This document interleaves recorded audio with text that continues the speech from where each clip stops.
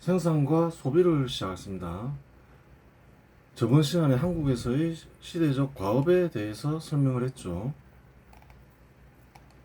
1960년대 이후 한국은 굉장히 큰 위기에 몰렸죠. 농촌 인구 수백만 수천만 명이 장기에 걸쳐서 도시에 몰려드는 일이 발생했어요. 직업이 없으면 그런 이들은 어떻게 되나요? 굶어 죽죠. 최대한 막아보려 하면 어떤 일이 발생하나요? 전 국민들이 가난해지죠.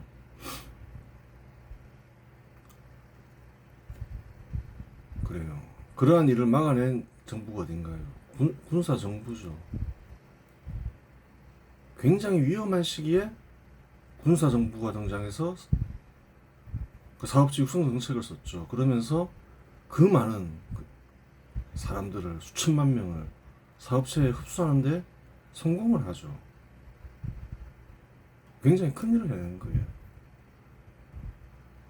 군사 정부가 그래도 절대 빈곤은 해결한 게 아니냐. 그건 누구나 알 수 있는 거죠. 직관적으로. 그것조차 모르는 이들도 있지만 그게 다가 아니었다는 거예요. 또 절대 빈곤을 어떻게 해결했느냐, 그 방법을 알 이들도 그렇게 많지 않다는 거예요. 한국인들이 역사를 좋아한다지만 역사에 대해서 무지한 거죠. 방법까지 정확하게 알아야 정확하게 아는 거예요.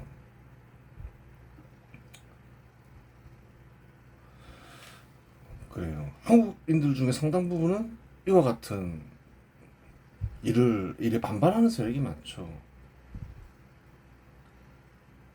그래요. 잘못된 거다. 뒤집어 엎어야 된다. 군사정부는 악이다. 진짜 혁명이 무엇인지를 알아야 되는 거예요. 지금 어떻게 보면 당연시하지만 그 당시 군사정부 정책을 찬성할 이들이 그렇게 많지 않았다는 거예요. 그 통치 방식에 거부감을 가진 이도 많지만 완전히 뒤집어 엎은 거죠. 사람들의 생각과 제도까지는 아니죠. 제도를 확립한 이는 이승만 대통령이었으니까 현 시대 제도를 도입했죠. 근데 그것을 사람들의 생각을 완전히 바꿔서 생각하지도 못한 정책을 그 당시에는 수행해서 성공시킨 정부가 군사정부라는 거예요. 그래요. 농업 중심의 사회를 여타 산업의 상공업 중심의 산업으로 바꾸면서 시대적 과업을 잘 수행했죠. 그런 게 진짜 혁명이라는 거예요. 나를 뒤집어 엎어가지고 수백만 수천만 명을 굶어 죽게 하는 게 그게 혁명이 아니라는 거예요.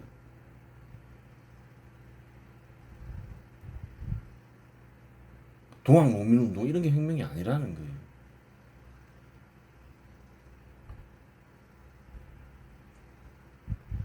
추진하는 취지, 또 그 결과, 그래요.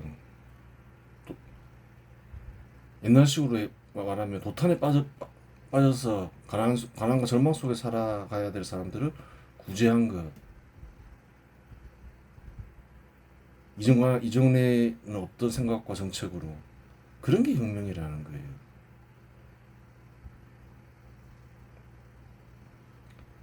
한국인들은 그런 생각을 못 했다는 거예요. 대부분 한국인들은. 반발하는 세력들은 엄청나게 많잖아요. 대표적인 인물이 김영삼 대통령이었다는 거예요. 근데 민주정치 이후 시대적 과업은 뭐라 했나요? 여전히 사업지 육성이 중요했다는 거예요. 그거 왜 그런가요?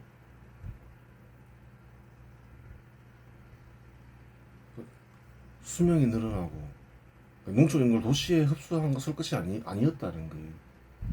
복습이죠. 수명이 늘어나니까 장기간 소득을 얻어야 되는 거예요. 소득을 얻을 수 있는 방법은 뭔가요? 사업체에 참여하는 거죠. 어떤 방식으로 보다 많은 사업체를 육성해서 그 사업체 중심의 정책을 계속 썼어야 된다는 거예요. 사업체 육성 정책이라고 해야 되는 거예요. 그 사업체를 육성하면서 흡수하고 또 그렇게 되면 일반인들이 만들 수 있는 사업체, 뭐 도소매업이나 요식 숙박업 이런 데에 경쟁이 낮아지죠. 그런 사람들도 소득을 많이 얻게 되고 그래요. 한국은 여전히 그 1990년대 이후 민주 정치가 좀 더 강화되는 그 순간에도 시대적 과업은 사업체 육성이었다는 거예요. 그 기준을 바꾼 거죠. 더 좀 나아가면 그런 바탕하에 복지 정책을 실시하는 거죠. 여유 있는 만큼 가난한 사람들 위주로 그러면서 확장시켜 나가야 되는 거죠. 근데 국정 기준을 바꿨잖아요. 그러면서 현 시대 한국의 대혼란이 오기 시작한 거예요. 그래서 아주 예전에도 언급했었는데 1990년대 이후 군사정부 이후라고 봐야 되죠. 군사정부 이후의 민주정치는 실패한 정치다 그렇게 얘기하는 거예요. 그에 반발한 세력은 단지 악이었을 따름이다 그렇게 얘기하는 거죠.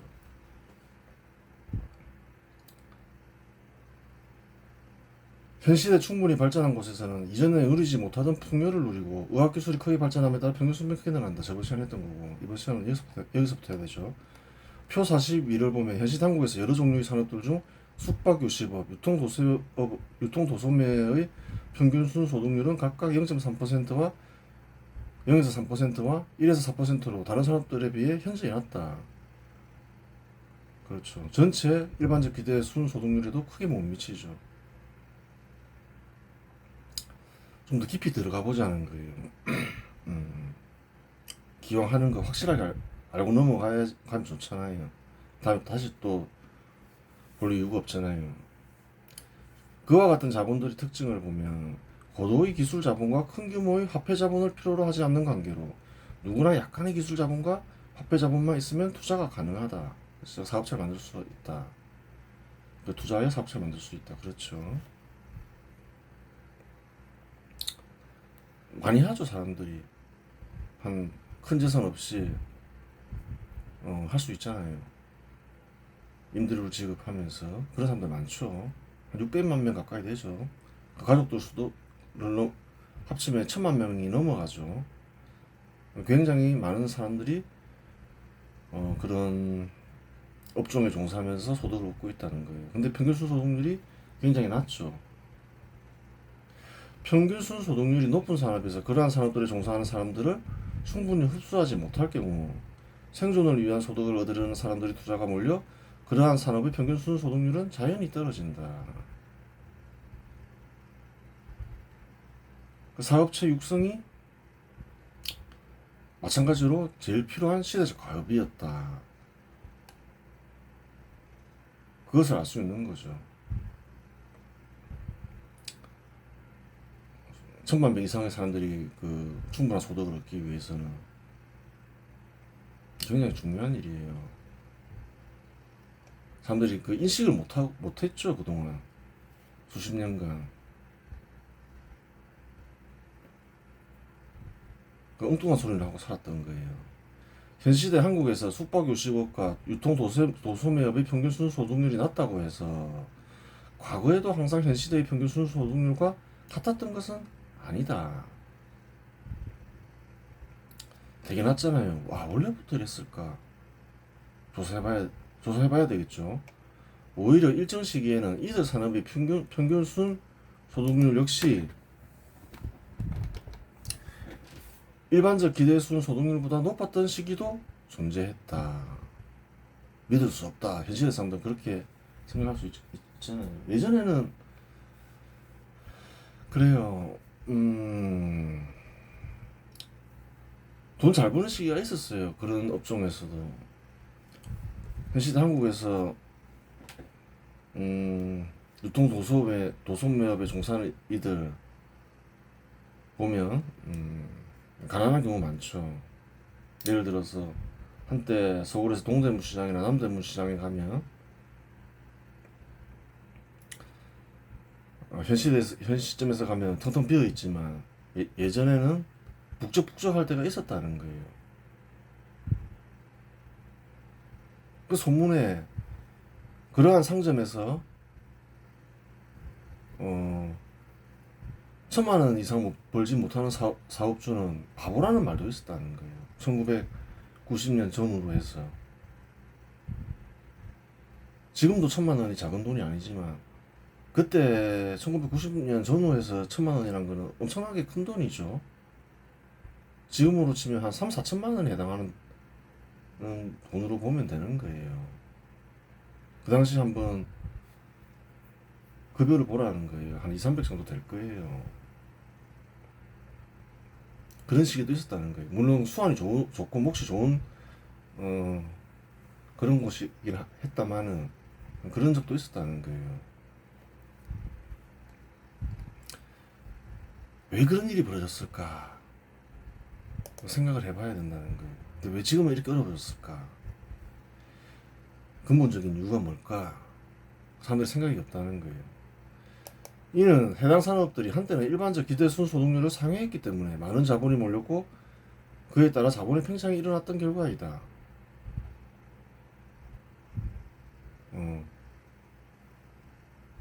좀 약간 또 경쟁이 덜했다. 그런 게 중요하죠.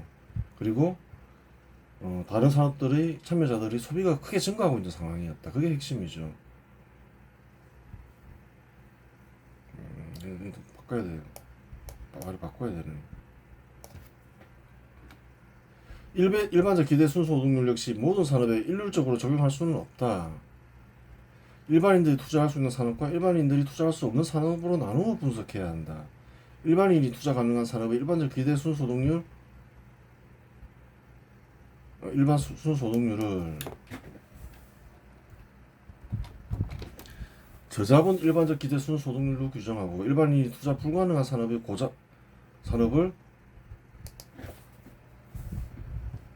산업의 일반적 기대 순소득률을 고자본 일반 기대 순소득률로 규정한다. 그래요.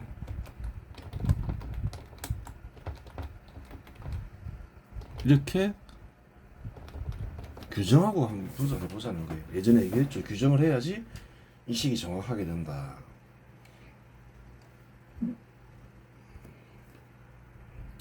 달리 얘기하면 이래요. 막 어려운 글들이 책을 보는데 어려운 단어들이 막 나와 있다.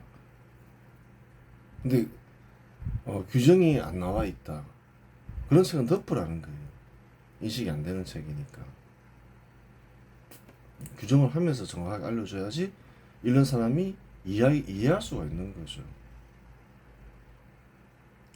규정도 없는 그런 책을 읽어서 이해하려면 어때야 되나요? 사전에 개념이 확실하게 쓰고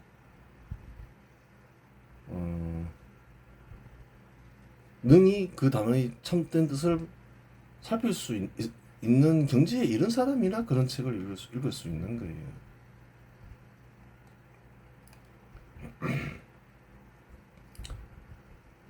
저자본과 고자본 산업의 일반적 기대 순소득률 예전처럼 좀 낮아졌다 이렇게 얘기를 했는데 고자본 산업은 뭐 90년 이후로 크게 변동하진 않았죠. 저자본 산업은 어떤가요?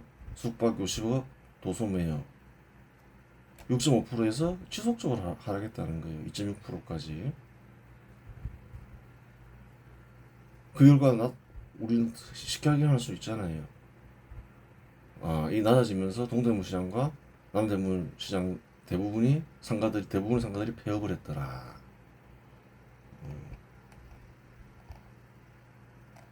그래요. 보겠습니다.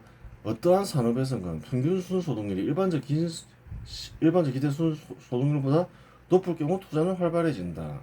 이때 사업에 투자하는 자본은 유지 수준을 넘어 팽창하게 되는데 그러한 산업에 대한 투자가 쉬우면 과잉 투자로 산업 내 경쟁의 심화로 이어진다. 그래요. 경쟁이 심화되면 결국 개별 자본들의 순소득률이 하락하고 자연히 그 산업의 평균 순소득률이 낮아진다. 이러한 과정을 통해 일반 원칙이죠. 일반 이론이고 이러한 과정을 통해 평균 순소득률은 점차 낮아지고 결국 일반적 기대 순소득률에 수렴하거나 그보다 낮아지게 된다. 점점 많아지면 경쟁이 치열해지면서 그러한 결과를 겪게 되죠. 시장이 경쟁을 과열시킨다. 그거 다 거짓말이에요. 시장은 뭔가요? 교환하는 장소일 따릅니다. 그 어떤 의지가 없다. 왜 경쟁이 치열해질까요?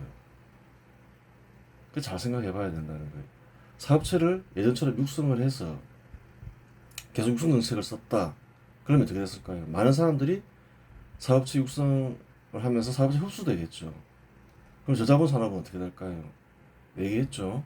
경쟁이 덜해지고 또 흡수되는 사람들이 소비를 하기 때문에 소득은 이중으로 커진다. 경쟁이 치열해지는 이유는 뭔가? 정책 실패라는 거예요. 군사정부 때는 안 치열했다는 거예요.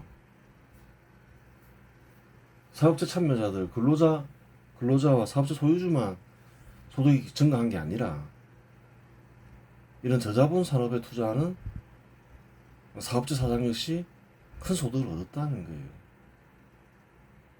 거기서 일하는 근로자들 어떻나요? 일좀 배우다가 또 자기가 사업체 차려서 저자본 산업에 투자하기 쉬우니까 또 큰 돈 벌고 그랬다는 거예요. 그런 사람들이 많았다는 거예요. 나이 든 사람들 중에서 서울의 부자인 사람들을 보면 그런 사람들이 오히려 더 많을 수도 있어요.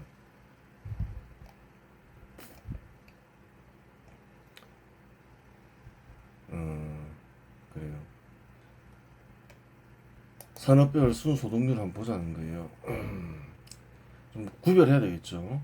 숙박, 요식업, 일반적 기대 순소득률 6.5%, 평균 순소득률은 6.8% 위였죠. 괜찮았다는 거예요. 90년대까지만 해도. 그전에는 더 좋았겠죠. 유통도소면 6%, 일반 평균 순소득률 6.2% 좋았다는 거예요. 그 다음부터 어떻게 되나요? 이제 추락하는 거죠. 일단은 평균 순소득률이 꾸준히 낮아지고 일반적 기대 순소득률도 꾸준히 낮아지는데 일반적 기대 순소득률에 못 미치죠. 그러면서 2.9%까지 하락했죠. 산업정책이 실패라는 거예요. 자료가 없어 확인할 수 없지만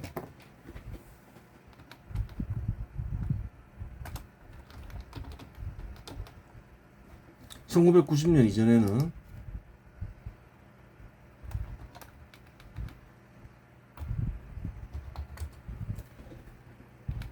저자본의 평균 소득률이 일반적 기대수준 소득률보다 높았음을 알 수 있다. 그렇죠. 알 수 있죠. 또한 평균 수준 소득률이 절대적 수치도 과거로 갈수록 높아진다는 사실을 알 수 있다. 그렇죠. 더 높았겠죠. 물가 상승을 고려할 때 같은 금액이라고 하더라도 그 의미는 다르다. 평균 수준 소득률이 5%로 동등하다고 가정하면 3억 원을 투자하면 1,500만 원을 1년간 얻게 된다. 그런데 물가 상승을 고려하면 1990년 1,500만 원과 2020년이 1,500만 원은 구매력에 있어서 큰 차이가 날 수 있다. 그렇죠. 예를 들어서 6% 얻어요. 한 7% 얻는다 가정하면 3억 투자하면 평균적으로 한 2,100만 원 얻는다. 1990년에는 2,100만 원이 작을까요? 적정할까요? 그렇게 작은 돈도 아니었다는 거예요.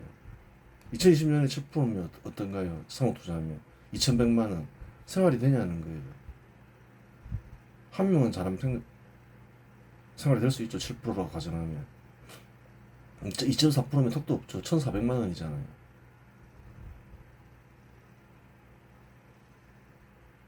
그래요. 3억 작은 돈도 아니잖아요. 현 시대에서도.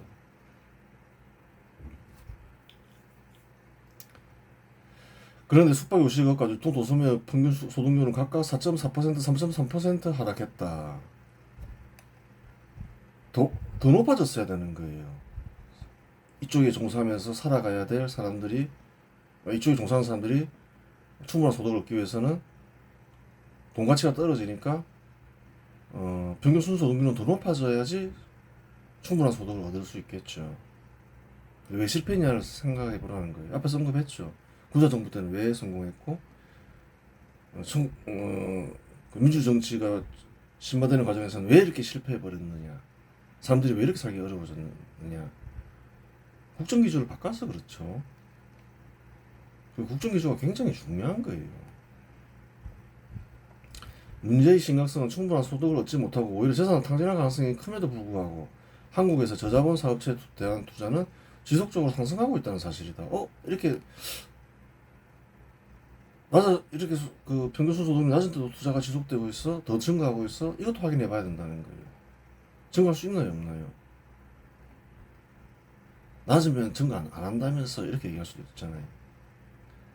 이는 생존을 위한 소득을 얻기 위해서 충분한 소득을 보장하지 않더라도 재산을 투입할 수밖에 없는 사정을 잘 보여준다. 사업체 수가 어떤 거예요? 1990년 320개, 2000년에 410개로 증가하죠. 1000만 32만 개죠.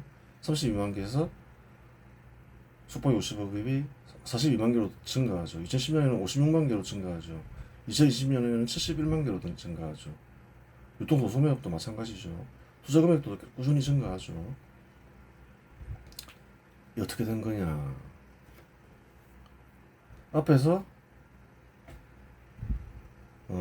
얘기했죠. 사업체를 구성하기 위해서 사업체가 생성되는 원리는 두 가지가 있다. 생존을 위한 소득을 얻기 위해서 만들어진다. 두 번째는 어떤 경우인가요? 이익을 얻기 위해서 만들어진다. 왜 이렇게 자꾸 증가할까요? 생존을 위한 수단을 얻기 위해서 증가하는 사람들이 점점 많아지고 있다는 거예요. 그거 왜 그런가요? 사업체 육성에 실패하면서 그 생존을 얻기 위해 사업체를 만드는 사람들의 수가 점점 증가하면 또 어떻게 될까요? 사업체는 별다른 변화가 없는데 점점 더 힘들어지는 거죠. 그러면 어떤 일이 발생하나요? 재산이 탕진되죠. 좀 더 엄밀하게 얘기하면 사회 전체적으로 개인적으로 보면 무엇이 탕진된다는 거예요? 순소득 누적이 탕진된다는 거예요. 좀 쉽게 얘기해서 그러면 재산이 탕진이 되면 사회적으로나 개인적으로나 좋은 일인가요? 안 좋은 일인가요? 나쁜 일이라는 거예요. 순소득 누적의 효과에 대해서는 많이 설명했으니까 따로 또 설명하면 길어지니까 안 하겠다마는 안 좋은 일이라는 거예요. 빨리 생각을 고쳐 먹어라. 한국의 오랜 풍토는 여러 가지 견해가 있는데 6.25도 그렇고 또 현 시대 좌파 인사들의 견해는 뭔가요? 순소득 누적, 개인의 재산, 나아가 사회 전체 순소득 누적을 이런 핑계 저런 핑계 대면서 죄악시하려고 하죠. 빨리 버려라. 국가적으로도 불행해지고 국민 개개인도 불행해진다. 그 사실을 알아야 되는 거예요. 앞에서 진실을 알고 보면 3차 인류혁명의 세력이 선이고 그에 반발한 세력이 단지 악이었음을 단적으로 증명하는 사례이다. 봐라, 이 결과가 얼마나 처참하냐. 군사정부가 한 일을 한번 정확하게 한번 정리해보자는 거예요. 군사정부는 사업체 육성을 통해 사업체 소유주와 근로자의 삶만 보장한 것이 아니었다. 수천 년간 이어온 절대 빈곤을 군사정부가 해결했다는 사실은 널리 알려져 있다. 한국에는 부정하는 경우도 많지만 그래, 전 세계적으로나 대부분의 국민들은 인식하고 있죠. 좀 더 깊이 아는 이들은 수천만 명의 농촌 인구가 도시로 몰려들었고 절묘한 시기에 군사정부가 등장하여 생존이 불가능한 사람들을 생존하게 하였으며 풍요롭게 했다는 사실을 안다. 보통은 절대 빈곤을 해결한 것이 아닐까, 그 정도죠. 이 두 번째까지 아는 이들은 그렇게 많지는 않죠. 근데 사실이라는 거예요. 인구 변화표를 보라는 거예요. 굉장히 큰일을 해낸 거죠. 물론 방법까지 안다면 군사정부가 한 역할을 다 한 것이다. 어떻게 이런 일을 해냈을까? 방법도 알고 보면 간단하다는 거예요. 몰라서 반발했고 지금도 모르는 사람들이 대부분이겠지만 수출 중심의 사업체 육성을 통해 몰려드는 농촌 인구를 사업체에 흡수했다. 거지로 살다가 죽지 않게 만들었다. 이 말이기도 하죠. 육성한 사업체에 소속된 사업체 소유주와 근로자는 시장에 의지하여 소비하게 되고 자연히 그러한 소비 형태는 저자본 사업체의 성장으로 이어진다. 그렇죠. 소비하니까 그런 사람들이 도소업이나 숙박 요식업에 종사하는 사람들도 돈을 벌게 되는 거예요. 돈을 버는 게 되죠. 사업체가 계속 커나가니까 같이 돈을 계속 잘 버는 거예요. 그때 부자들이 많이 나왔죠. 거기 종사하면서 돈을 많이 버는 이유가 있다는 거예요. 지금은 돈을 못 버는 이유가 있다는 거예요. 이유를 모르고 살면 그래요. 이유를 알고 보면 별거 아니지만 또 모르면 또 모르는 거죠. 수출 사업체 육성에 성공함으로써 한국에서 부족한 식량이나 석유와 같은 자원을 세계 시장에서 구매를 통해 해결했다. 그 절대 빈곤은 어떻게 탈피했느냐 그것도 알아야 되는 거예요. 어떻게 탈피했나요? 한국에서 식량이 풍부하게 나서 한국에서 석유가 수출돼서 그 식량 부족이 해결됐냐는 거예요. 석유를 그래도 이렇게 쓸 수 있게 된 거냐는 거예요. 큰 불편 없이. 그게 아니라는 거예요. 수출 사업을 육성하게 되면 달러가 들어오죠. 달러로 뭘 사나요? 석유 이런 걸 사죠. 부족한 식량 같은 거. 그러면서 절대 빈곤을 탈출했다는 거예요. 그냥 사업체 육성이 아니라는 거예요. 수출 중심의 사업체 육성이 절대 빈곤을 탈피하게 했다는 거예요.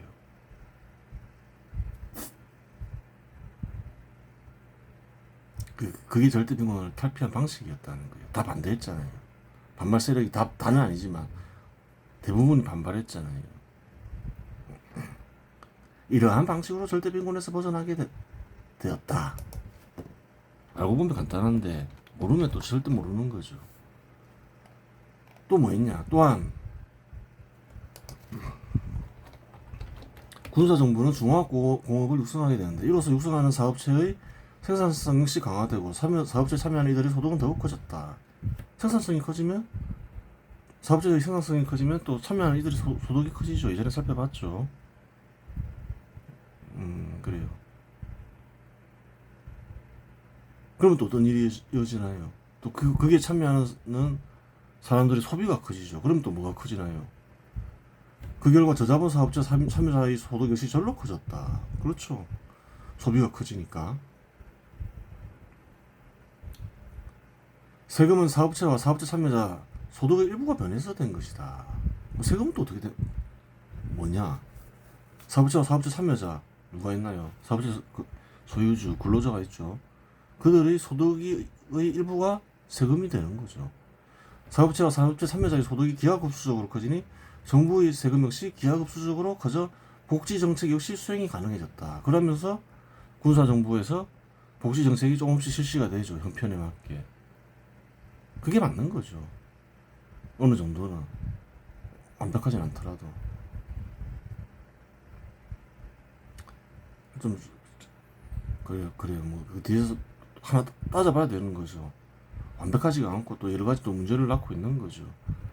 이러한 복지정책은 군사정부의 사업체 육성정책이 성공함으로써 달성된 결과이자 누군가의 의지에 의해 달성된 것이 아니다. 예전에 살펴봤죠. 현 시대에 나타난 게 발전한 국가에서의 복지정책이다. 왜 나타나게 됐느냐? 예전에는 세금이 없었다는 거예요. 워낙 가난해서.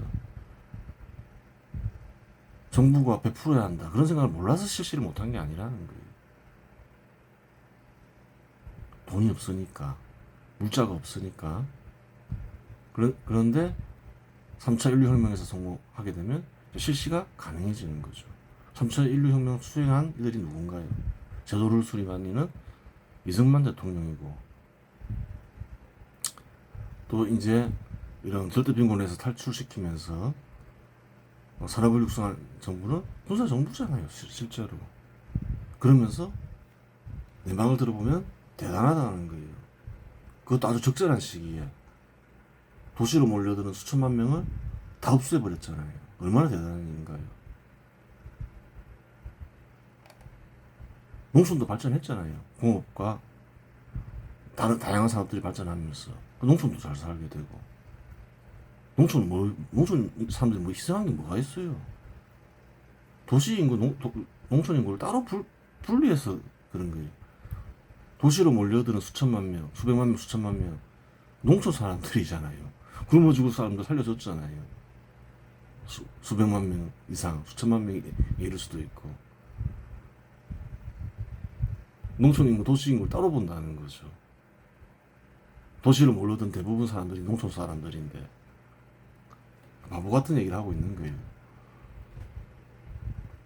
1990년 이후 사업적 육성 정책은 우선순위에서 밀려나고 복지 정책을 중심으로 한 포퓰리즘 정책이 난무한다. 그렇게 됐죠. 그래요. 그 결과 일반적 기대 순소득률과 평균 순소득률은 장기간 하락하고 결국 1990년 이후 대부분의 기간 평균 순소득률은 일반적 기대 순소득률을 하회하게 된다. 예전에 살펴봤죠.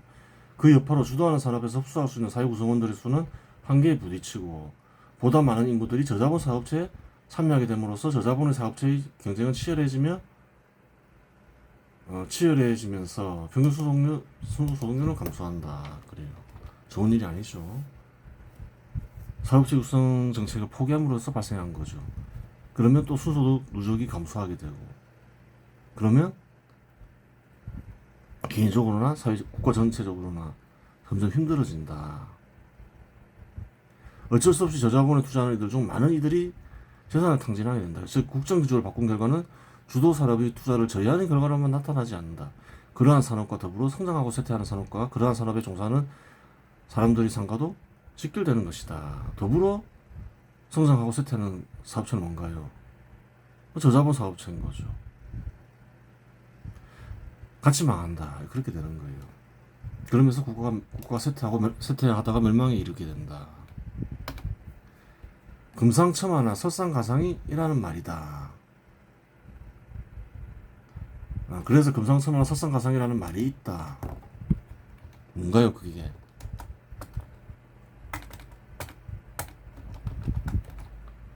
금상첨화, 비단 위에 꽃을 더한다는 말로 금이 비단이죠. 처음 더하다, 꽃을 더한다. 좋은 일에 계속 좋은 일이 생긴다 이 말이죠. 설상가상, 설은 눈이고 상은 설이죠. 눈 위에 서리가 끼인다. 안 좋은 일에 계속 안 좋은 일이 겹쳐 생긴다 이 말이죠. 어떻게 하니까 금상첨화가 되나요? 사업체를 육성하니까 금상첨화가 되잖아요. 어떻게 하니까 설상가상이 되나요? 사업체를 제약시하고 다른 정책을 우선시하니까 설상가상이 돼버리잖아요. 간단한 건데 딱 보면 3차 인류혁명을 성공적으로 수행한 군사정부는 한국의 좋은 일들을 겹치게 하며 많은 사람들에게 풍요와 흥지를 선사했으니 선이 된다. 그렇잖아요. 객관적인 결과가 그러하다는 거예요. 반면 3차 인류혁명 반발 세력은 한국의 나쁜 일들을 겹치게 하며 많은 사람들을 가난과 절망에 빠뜨렸으니 단지 악을 따릅니다. 그렇잖아요. 객관적인 게 다 드러나 있는데 재산을 탕진하게 하고 헤아릴 수 없는 많은 사람들, 그게 수백만 명일 수도 있고. 그러니까 그 국정 기조가 얼마나 중요한지를 알 수 있는 거예요. 국가 정책과 터무니없이 특정인과 특정 세력을 악으로 규정한 것이 아니라는 말이다. 수백만 수천만 명을 구제한 이가 이나 세력이 선인가요? 그러한 세력이 반발하고 나아가 국정 기조를 바꾼 세력과 그 참여한 이들이 악인 선인가요? 그런 게 아니라는 거예요. 잘 보라는 거예요. 직접 확인해 보라는 거예요. 거짓말처럼 여겨지면. 이번 시간에서 마치겠습니다.